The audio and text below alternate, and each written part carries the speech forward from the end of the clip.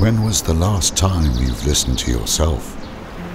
The last time you felt yourself? Seen yourself?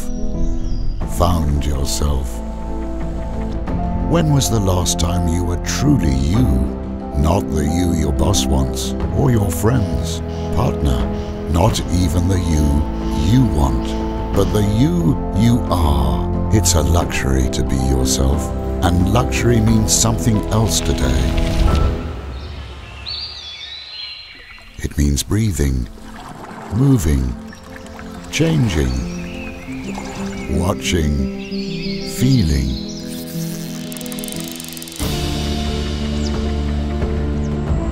It means being healthy, free, spontaneous, motivated, being inspired, being curious, being taken care of, taken care for.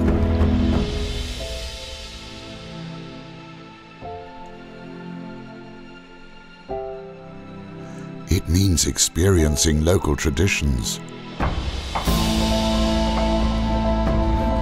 culture, food, people, experiencing the wilderness in nature, the wilderness of yourself.